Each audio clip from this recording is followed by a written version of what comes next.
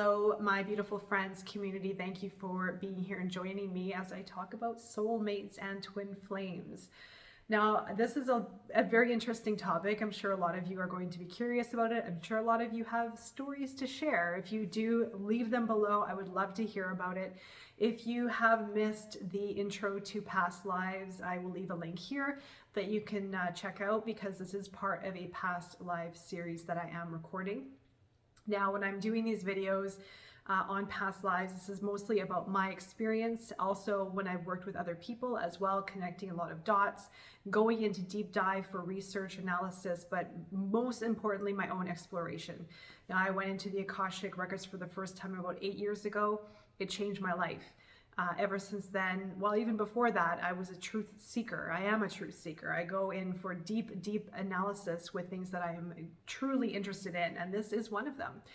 So the soulmate story. If you have a story, again, I would love to hear about it. I love hearing people's stories and takes on it. Again, this is from my own experience, my own words, my own opinions. So if you have anything else you'd like to add or share, again, leave below. But soulmates, we'll start here. What is a soulmate? Can we meet a soulmate in this lifetime? Is there such a thing as a soulmate? Yes, yes, and yes. Soulmate is a connection that you have with another person where you very well could have a past life story that's playing out in this lifetime, where there's a really beautiful compatibility. There's something there where you share similar energy in that it might feel familiar, it might feel beautiful. There'll be something that resonates, something that is very harmonious. Not all soulmates are made equal, because we're all unique. We all have our unique stories, and we have two people that are coming together with unique stories as well. But there will be a commonality. There will be that thing that brings you together, brings these two people together. Now, some soulmates can come in with a contract, or they can come in with a lesson, or it's not even really, I feel that the soulmate term should be explored in a very open-minded way, as far as just because it's a soulmate doesn't mean that it's the person you're meant to be with, or that a soulmate is going to complete you, or a soulmate is going to be this like magical, beautiful relationship, although it very well can be. But again, every story is different, and sometimes we need to learn lessons from soulmates. Sometimes soulmates will come in and teach us things. Sometimes, oftentimes teach us the hard lessons, especially because we have a familiarity with them. We have some kind of connection that ties us to that person where we have had stories play out in other lifetimes coming together. So for some, it could be difficult. It could be very difficult. It doesn't mean that when you meet these people either that you have to be with them. It's not like a set in stone thing. We have our power of choice. We're not supposed to just go with what just sort of feels right, even though there might be a lot layers of maybe toxicity or unhealthy aspects to the relationship that we might overlook because we have this thing that ties us together. I have worked with clients as well that have had similar situations, and myself included. I've been part of difficult relationships where it was not healthy, but there was this thing that brought us together that was so different and unique, and it felt like home, and it felt like this has to be the person because of the feeling that I haven't felt before.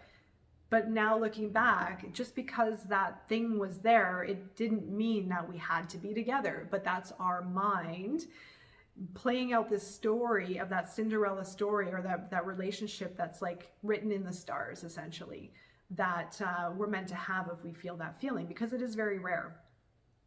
Now, can soulmates be the perfect relationship? Yeah, absolutely, absolutely. You can have a soulmate pet, a soulmate family member, a soulmate friend.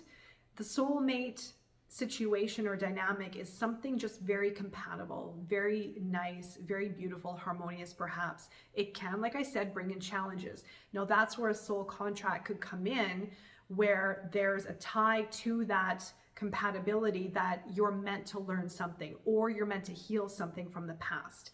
So you could have a contract where the two of you were having a conversation up in the stars before coming down to earth, saying, okay, I'm going to teach you this, or we need to fix our own history, like I've said in another video before.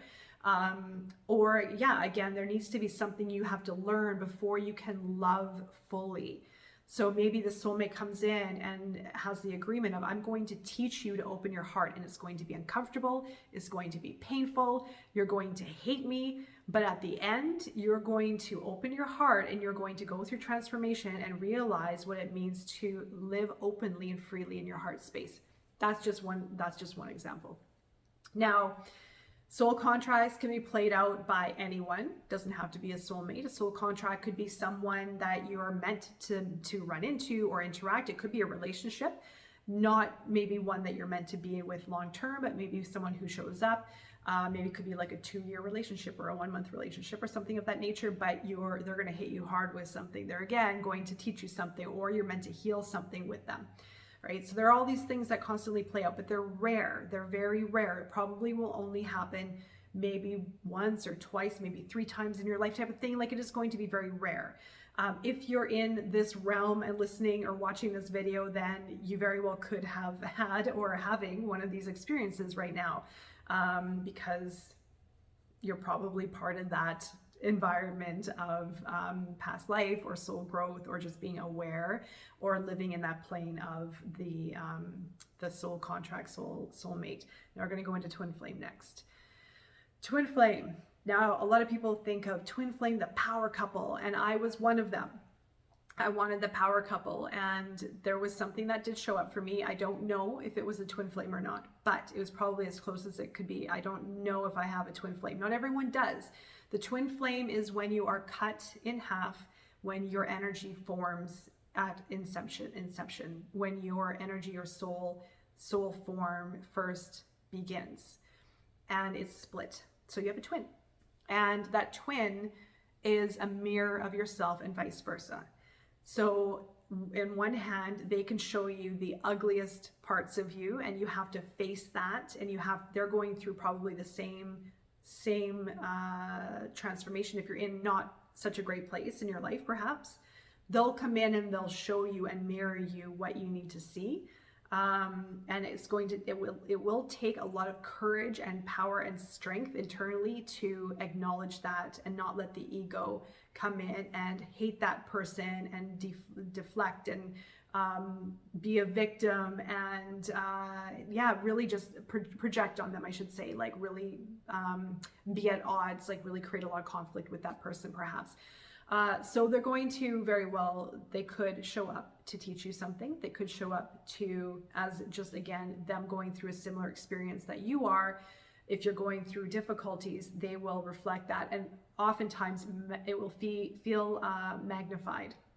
It will feel like the energy or the experience is right in your face 1,000 times fold of what you might be experiencing inside, because it's time for you to face that perhaps, or it's time for you to work through something of your own, maybe. It doesn't mean, again, that twin flames, that we are meant to be with them. It doesn't mean that you're meant to be with that person, because this is the thing. They can show up and create this big emotional upheaval within yourself, and it could almost be like an addiction. Because of what it brings up inside, it brings up a lot of emotions. It brings in fixation on negativity or just like tumultuous interactions with someone, or feelings towards someone, or dynamics, or whatever that is. It's going to bring up a lot of stuff. If you're in a place where you need to heal or grow or transform or look at some of these things within inside, but it could feel like an addictive rush when a twin flame comes in and it brings up the crazy stuff. I know someone who has a twin flame, and the relationship is actually quite good. Like, it's very harmonious. And if things are triggered, yeah, it will be amplified because you have that frequency. You have that intense, very strong frequency. It doesn't mean, okay, twin flame, you can very well be with the twin flame, but it doesn't mean that you have to be with that twin flame.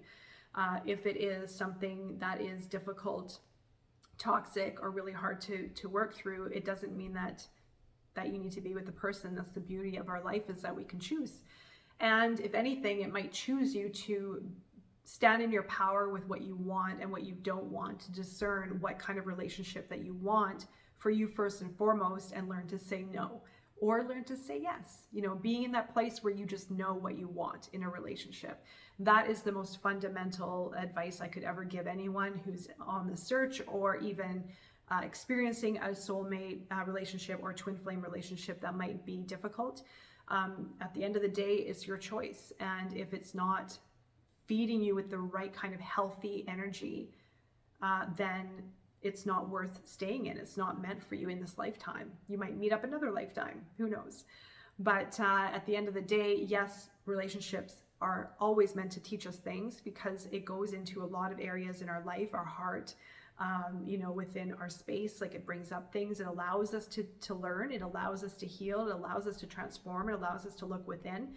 So not every relationship, even a soulmate relationship, is going to be all perfect and easy, but it will teach us things. So we have to discern between a relationship that is still has the foundation and the fundamental energy of love and compassion and compatibility, and that's at the foundation of it all. That's going to hold you two together. If that's not there, and it's more of a toxic or tumultuous or very like a roller coaster ride kind of relationship, but you have that tie that brings you together, then it's definitely not something worth investing into. Although I know those ones are difficult because your energy does get pulled into it, and sometimes you lose yourself in that, and it can stay with you for years, right? Even as much as you want to distance yourself, it can really stick in you, and that is part of your own process, perhaps, of going through that release and to claim your own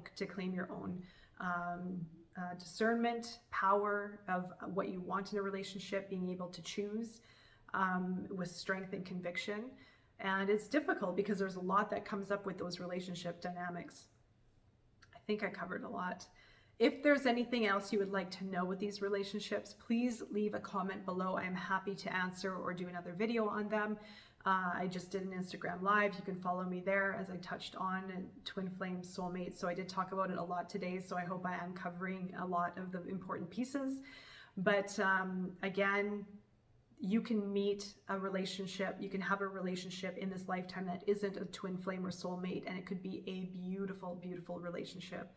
We don't have to search for the twin flame or soulmate by any means. We can have a perfectly compatible relationship with someone who we're just meant to meet in this lifetime on this earth plane, that can just really fall into place beautifully, and is just meant to be that way.